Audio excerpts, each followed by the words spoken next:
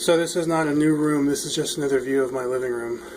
My battery's running low, so I had to plug in, which means you get a whole different perspective. Interesting.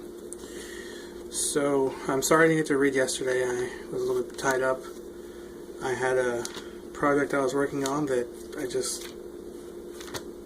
it's been so long that I've been working on this that I couldn't leave it.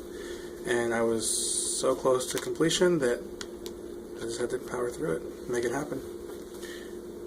And I also have been studying because I'm preparing to take some exams so that I can get 5 different certifications, and then I will be eligible to make more money. Not that I need it, because as I've said before, I'm rich, and yeah, whatever. But I'm not going to complain about more disposable income, especially if I plan on getting married at some point. We're going to read 1 Nephi chapter 4 tonight. And like I said before, if you want to, you can go ahead and hit pause and say a prayer. Ask for the spirit of discernment to be upon you so that you can be impressed by the things you must be impressed by. And yeah. And it came to pass that I spake unto my brethren, saying, Let us go up again unto Jerusalem, and let us be faithful in keeping the commandments of the Lord. For behold, he is mightier than all the earth.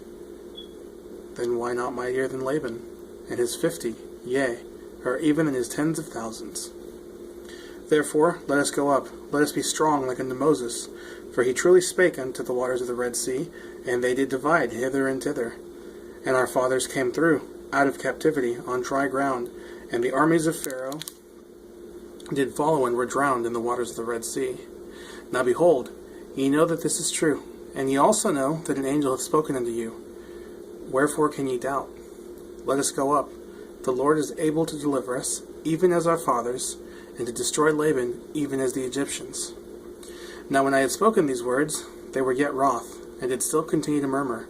Nevertheless, they did follow me up until we came without the walls of Jerusalem. And it was by night, and I caused that they should hide themselves without the walls. And after they had hid themselves, I, Nephi, crept into the city, and went forth towards the house of Laban. And as I was led by the Spirit, not knowing beforehand the things which I should do, nevertheless,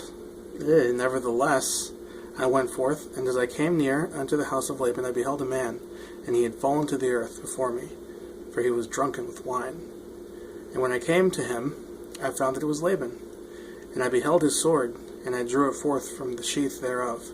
And the hilt thereof was of pure gold, and the workmanship thereof was exceedingly fine. And I saw that the blade thereof was of the most precious steel.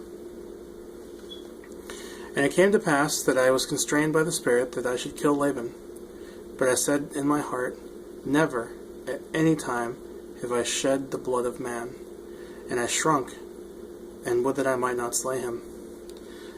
And the Spirit said unto me again, Behold, the Lord hath delivered him into thy hands.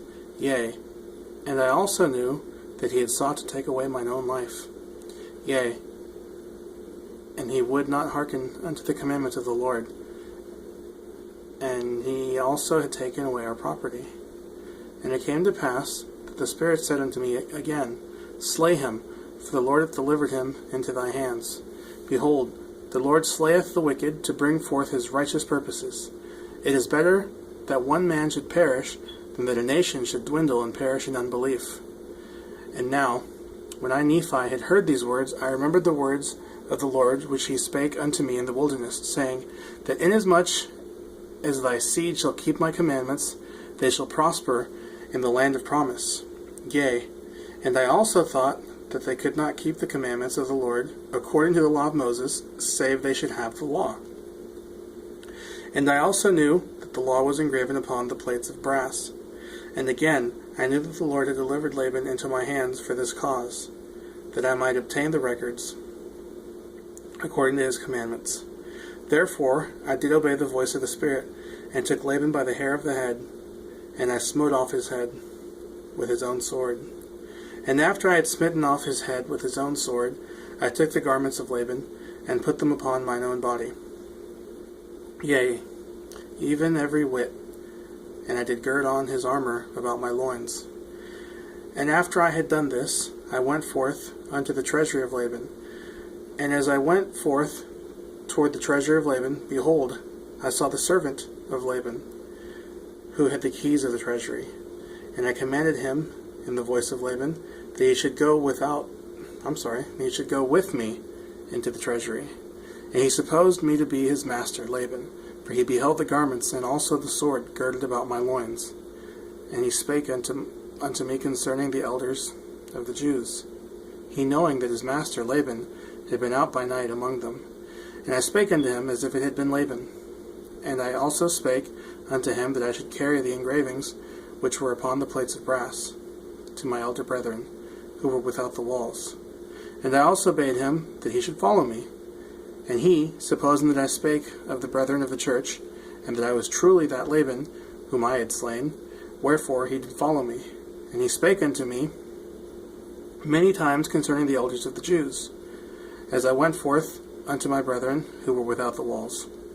And it came to pass that when Laman saw me, he was exceedingly frightened, and also Lemuel and Sam, and they fled from before my presence, for they supposed it was Laban, and that he had slain me, and sought to take away their lives also. And it came to pass that I called after them, and they did hear me, wherefore they did cease to flee from my presence. And it came to pass that when the servant of Laban beheld my brethren, he began to tremble, and was about to flee from before me, and return to the city of Jerusalem. And now I, Nephi, being a man large in stature, and also having received much strength of the Lord, therefore I did seize upon the servant of Laban, and held him, that he should not flee. And it came to pass that I spake with him, that if he would hearken unto my words, as the Lord liveth, and as I live, even so, that if he would hearken unto our words, we would spare his life. And I spake unto him, even with an oath, that he need not fear, that he should be a free man like unto us, if he would go down into the wilderness with us. And I also spake unto him, saying, Surely the Lord hath commanded us to do this thing. And shall we not be diligent in keeping the commandments of the Lord? Therefore, if thou wilt go down into the wilderness to my father, thou shalt have place with us. And it came to pass that Zoram did take courage at the words which I spake. Now Zoram was the name of the servant. And he promised that he would go down into the wilderness unto our father. Yea, and he also made an oath unto us that he would tarry with us from that time forth. Now we were desirous that he should tarry with us for this cause, that the Jews might not know concerning our flight into the wilderness, lest they should pursue us and destroy us. And it came to pass that when Zoram had made an oath unto us, our fears did cease concerning him. And it came to pass that we took the plates of brass and the servant of Laban, and departed into the wilderness, and journeyed unto the tent of our father.